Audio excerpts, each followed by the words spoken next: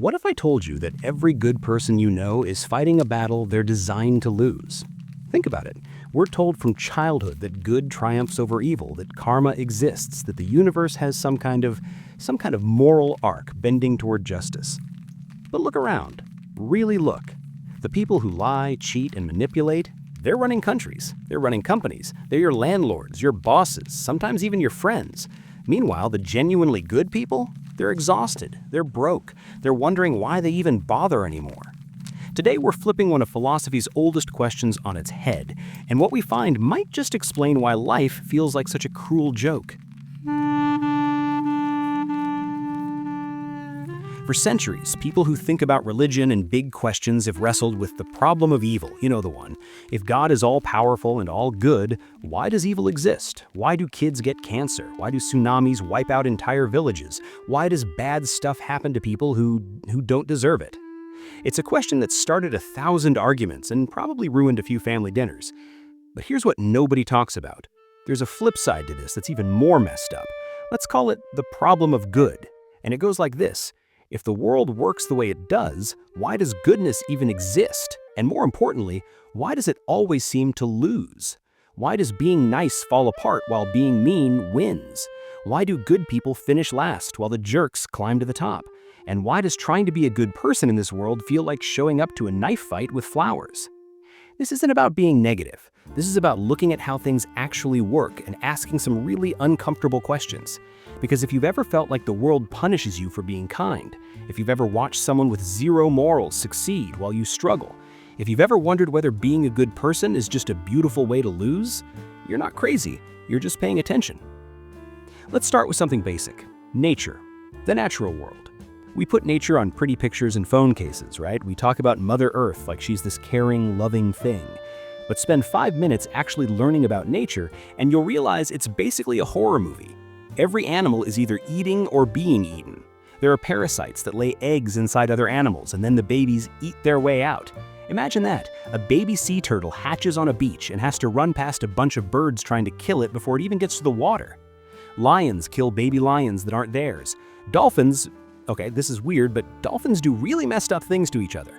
Chimpanzees have actual wars and kill babies. This is the system. This is how biology works by default. Survival of the fittest doesn't mean survival of the nicest. It means survival of whoever can take stuff from others the best way. Sure, animals work together sometimes, but only when it helps them survive. A group of wolves hunts together because it helps each wolf eat better, not because they sat around and decided teamwork was the right thing to do. Now, you might say, okay, but humans are different. We have consciousness. We figured out right and wrong. We built societies with laws and rules and stuff. True, and that's exactly where the problem gets interesting. Because we built all these moral systems on top of a foundation that doesn't care about morals. We're trying to run kindness software on hardware that's designed for survival at any cost. And you can see it breaking everywhere. Think about how your brain works. Science tells us that the parts of your brain that handle fear, anger, and protecting yourself, those parts developed first. The amygdala, the old primitive stuff that makes you want to fight or run away, that's ancient. The prefrontal cortex, the part that lets you think things through and feel bad for others and worry about consequences, that came way later. It's like the new room added to an old house. And here's the thing about new rooms. They don't always fit right. Your ability to think morally has to fight against impulses that are faster, louder, and more hardwired into you. When someone cuts you off while you're driving, that old part of your brain wants blood before the new part can even think maybe they're rushing someone to the hospital. Our ability to be good is real, but it's swimming upstream, always. Let's talk about how things are set up in society, because this is where things get really dark. In almost every system we've created, being ruthless pays off way better than being kind. Let's start with business. You want to run a company that treats people right? Great. You pay your workers good money. You get your materials from places that don't hurt people. You refuse to take shortcuts. You know what happens? Your competitor, who treats workers like garbage and takes all the shortcuts, makes the same thing for half the price and puts you out of business. The market doesn't reward you for being ethical. It punishes you. Oh, sure, some companies pretend to be ethical in their ads, but look closer and you'll find workers being treated terribly and the environment getting destroyed and all kinds of sneaky accounting. The ones that actually stick to being ethical, they're small, they're struggling, they're fighting uphill every single day. Or take politics. You want to be an honest politician? Good luck with that. Your opponent is willing to lie, to take money from rich people who want favors, to make promises they know they'll never keep, to spread fake stories about you. You stick to the truth, you refuse dirty money, you actually try to help the people who voted for you, you lose. The person willing to do whatever it takes wins, and then they spend the next few years doing whatever it takes to win again. The system doesn't lift up people with strong morals, it lifts up the ruthless ones. We tell ourselves that people will eventually see through the lies, that truth wins in the end. Does it though, or do we just tell ourselves that to feel better? Here's a study that'll really mess with your head. Researchers found that people in powerful positions show less empathy than people without power. It's not that people who lack empathy go looking for power, it's that having power itself makes you less empathetic. The more power you have, the less you relate to regular people, the less you feel their pain, the more you see them as things to be used. Power doesn't corrupt because bad people want it. Power corrupts because having it literally changes how your brain works. That nice manager who got promoted, give them 5 years and watch what happens. Not always, but enough times that it's a real pattern. And let's talk about psychopaths for a second. Studies say that psychopaths make up about 1% of regular people. You know where there's more than 1%? CEOs, politicians, lawyers, surgeons, the jobs that reward being ruthless and not caring about others' feelings. Not having empathy is literally an advantage when you're trying to climb the ladder. The person who doesn't feel bad about firing 100 people to make the company's numbers look good, they get promoted. The person who feels terrible about that decision, they're seen as weak. Evolution didn't stop when we built cities, it just changed what was selecting for. Now we're picking traits that help you succeed in big organizations and hierarchies, and those traits aren't being kind or fair or caring. They're being good at manipulating people, promoting yourself, and stepping on others without feeling bad about it. Let me tell you about something that happened. There was this guy, let's call him Mark, who worked at a tech company. Mark was really smart. He also genuinely cared about the people he worked with. When the company started having money problems, Mark took less money for himself so the younger workers wouldn't get fired. He stayed late to help other people fix their code. He said no to stealing employees from other companies because he thought that was wrong. His coworker, let's call him Derek, did none of these things. Derek took credit for work other people did. He blamed people for his mistakes in meetings. He used job offers from other companies to get more money while the company was struggling. Guess who got promoted to vice president? Derek. Guess who got fired when more cuts came? Mark. His boss literally told him he was too nice for his own good. That's not a one-time thing. That's the pattern. Now let's zoom out even more. Let's talk about global stuff. Climate change. We've known about it for decades. We know what we need to do to fix it. But doing those things would require big companies to make less money and countries to grow slower economically. So we don't do it. The people making these decisions won't be alive to see the worst of it. They'll be dead.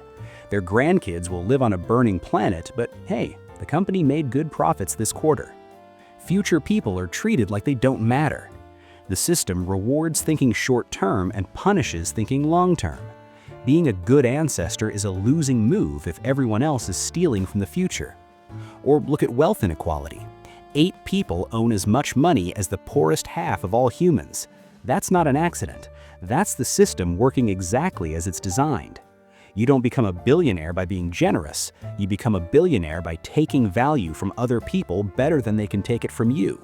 By paying workers less than what they actually produce and keeping the difference, by using legal tricks, by getting politicians to make laws that help you, by destroying competition.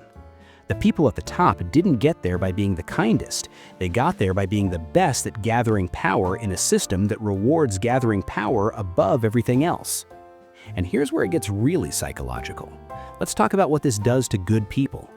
There's this thing in psychology called moral injury. It was first used to talk about soldiers who did things in war that went against what they believed was right. But it's bigger than that. Moral injury is what happens when you're forced to be part of systems that go against your values, when you watch unfair things happen and can't stop them, when doing the right thing hurts you. And here's the thing. If you're a person with a working conscience living in modern society, you're experiencing some level of moral injury all the time. You know your phone was probably made by someone in a factory that has nets to catch people trying to jump off the building. You know your cheap clothes came from a place where people work in terrible conditions. You know the meat you ate came from an animal that suffered. You know the apps showing you content are designed to be addictive and are probably making you a worse person. You know your taxes pay for things you think are wrong. You know the companies you work for cut corners and hurt people. And you do it anyway, because if you don't, you can't eat. The system doesn't give you a good choice. It gives you the choice between being part of harm or being homeless. That weight sits on you. That's moral injury. That's the price you pay for having a conscience in a world that wasn't built for people with consciences. Studies on depression and anxiety show that people with stronger empathy and higher moral standards often feel more messed up psychologically. Think about that. Being more aware of suffering and more committed to doing right makes you suffer more. The world punishes you for caring. The people who do well are often the ones who can turn off their empathy, who can put things in boxes in their mind, who can look at suffering and just shrug. That's not them being bad people. That's an advantage for survival in a system designed badly. Let's talk about what people who think about this stuff call the free rider problem. In any system, the best move for you as an individual is often to let everyone else be good while you cheat. If everyone else recycles and you don't, you get a cleaner planet without the hassle. If everyone else is honest and you lie, you get advantages they don't. If everyone else follows rules and you break them, you win as long as you don't get caught. Morality only works if most people do it, but each person has a reason to cheat. It's like that game where two criminals are questioned separately on a huge scale across all of society. The only thing keeping it working is punishment and peer pressure. Take those away and everything falls apart into everyone just looking out for themselves. Goodness is fragile. It needs constant work to maintain. Selfishness is the default. It doesn't need any work at all. Here's another uncomfortable truth. Our sense of right and wrong evolved for small groups. Humans lived in groups of maybe 150 people for most of our history. In that world, being kind to others made sense because you'd see those same people tomorrow. Your reputation mattered. If you screwed someone over, everyone knew. But we don't live in small groups anymore. We live in huge societies where you'll never see most of the people you interact with ever again. Your brain still thinks you're in a small tribe. Reality is that you're not. And that mismatch makes it easy for people to screw over strangers without any consequences. The size of modern society broke the feedback loops that made being ethical actually work in your favor. Or let's get even darker for a minute. Some people who think about evolution and consciousness argue that being conscious itself might be a trap. Think about it. A rock doesn't suffer. A bacteria doesn't lie awake worrying about the meaning of life, but you do. Why? Because you're aware. You can think about the future. You can imagine better worlds that don't exist. You can understand concepts like justice and fairness and then watch the real world crap all over them. You can understand that you and everyone you love will die someday.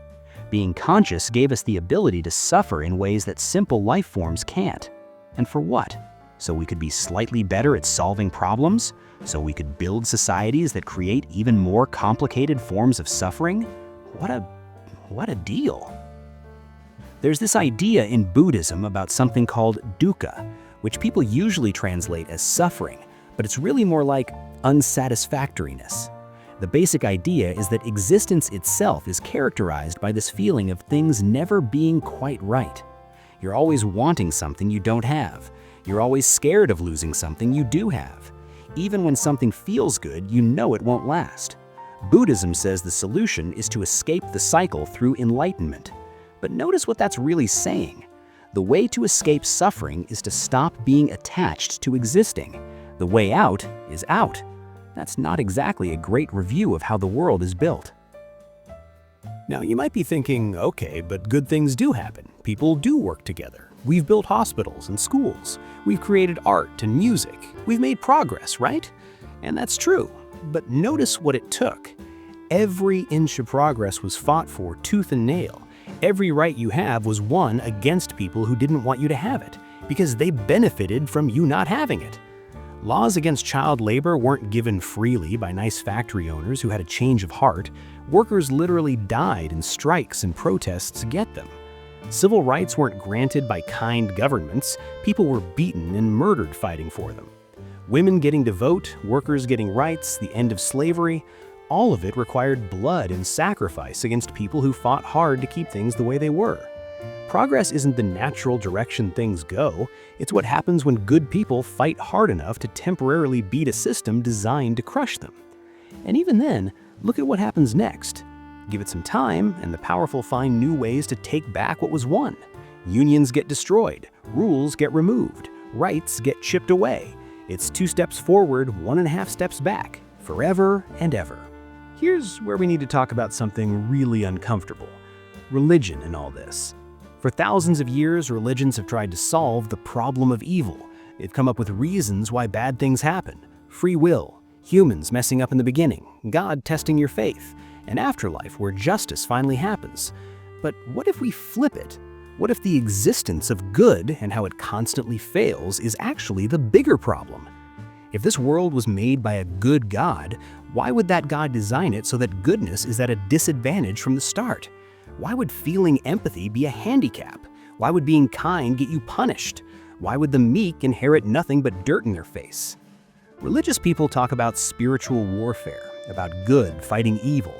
But if you actually look at the battlefield, one side has all the weapons and armor and high ground. Evil gets power, money, and wins. Good gets suffering, sacrifice, and maybe people say nice things at your funeral. Some deal, huh? There were these people called Gnostics who had an interesting take on this. They believed that the physical world wasn't created by the real good God, but by a lesser, screwed-up God wannabe called the demiurge. This world is a prison, a trap, fundamentally broken. The true God is somewhere beyond all this mess. That's pretty dark stuff, but you know what?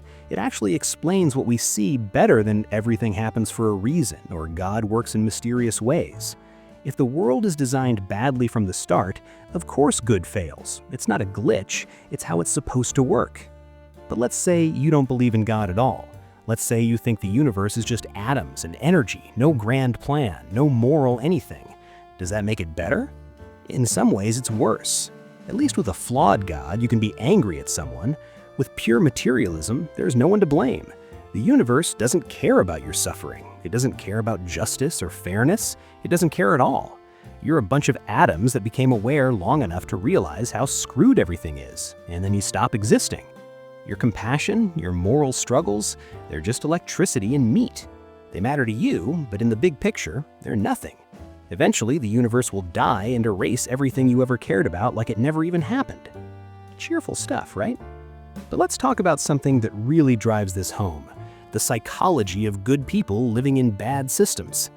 There's research showing that people who score high on empathy and moral reasoning also score higher on measures of anxiety and depression. Let me say that again. Being a more moral, more empathetic person correlates with being more mentally messed up. Why? Because you're aware. You see the suffering, you see the injustice, and you can't unsee it. There's this thing called compassion fatigue. It's when people who care a lot, nurses, therapists, social workers, activists, they just burn out. They hit a wall where they can't care anymore because caring hurts too much. Your brain has a limit on how much suffering it can process before it just shuts down to protect itself. And in a world structured like ours, where suffering is everywhere and you can't fix most of it, compassion becomes a liability. It's like having a smoke detector that never turns off. Eventually, you have to disable it or go insane. And think about the concept of privilege for a second, not in a political way, just mechanically. Privilege is basically insulation from consequences. If you're rich, you can break rules that would destroy a poor person. If you're powerful, you can hurt people who can't hurt you back. If you're connected, you get second chances that others don't. The system is literally designed so that the people who need accountability the least get the least accountability, and the people who need protection the most get the least protection. It's upside down, on purpose. Here's something that will really bake your noodle: game theory. There's all these mathematical models about cooperation and competition, and you know what they show? In a truly one-time interaction with a stranger you'll never see again, the rational move is to defect, to cheat, to take advantage. Cooperation is only rational when there's repeated interactions in reputation matters. But modern society is increasingly made up of one-time interactions with strangers. You buy from a corporation you'll never interact with again. You vote for politicians you'll never meet. You work for companies that see you as a number. The structure of modern life makes betrayal rational and cooperation foolish. There's this famous thought experiment called the prisoner's dilemma. Two criminals are caught and interrogated separately. If they both stay quiet, they both get light sentences. If one snitches and the other doesn't, the snitch goes free and the other gets hammered. If they both snitch, they both get medium sentences. The rational move for each individual is to snitch, even though they'd both be better off if they both stayed quiet.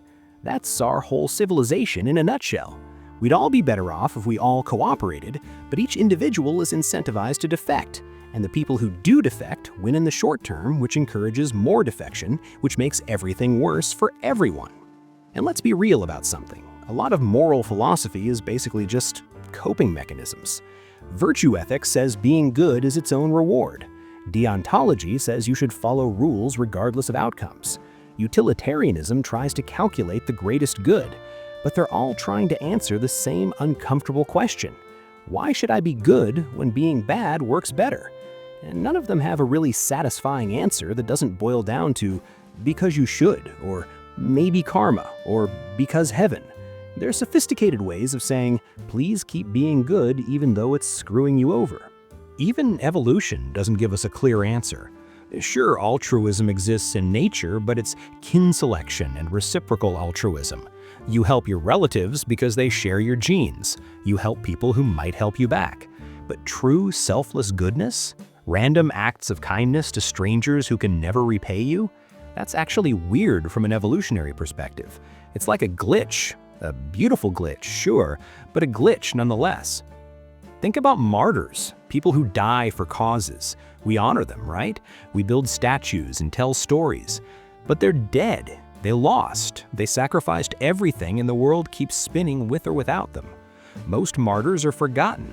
The few we remember because their deaths were useful to people who came after, not because their sacrifice actually changed anything directly. Being willing to die for your principles is considered noble, but it's also literally selecting yourself out of the gene pool while people without those principles continue having kids. Nobility is self-terminating.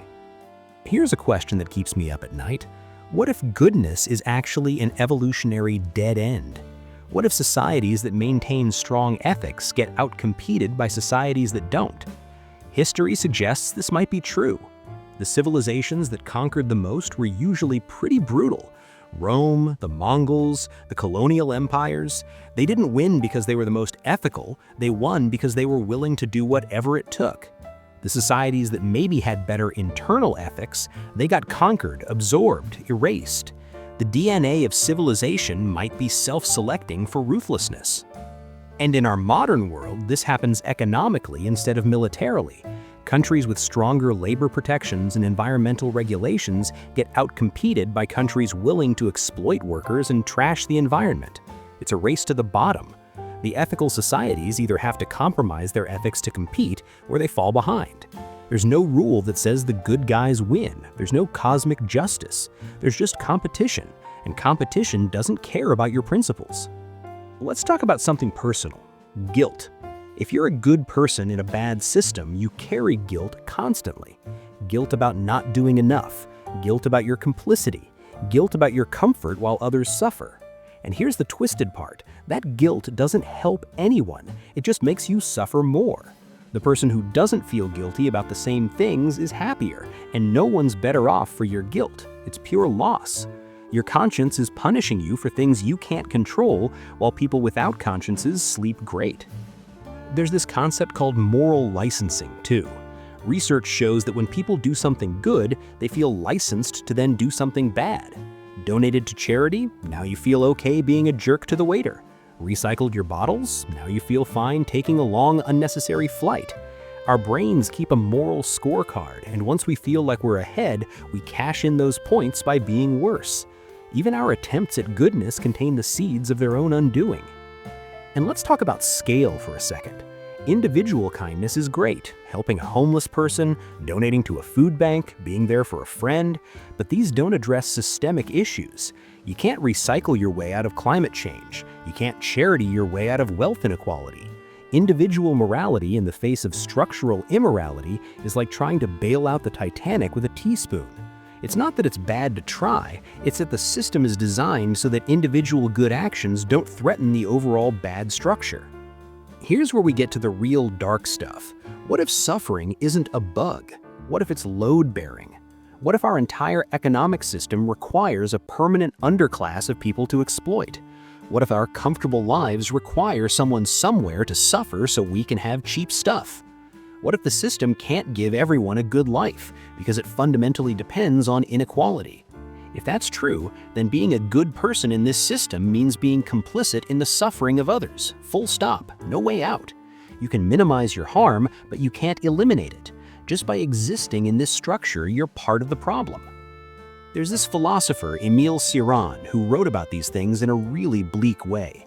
He basically argued that consciousness was a curse, that being aware enough to understand existence means being aware enough to see how terrible it is, that the greatest kindness would be to have never been born.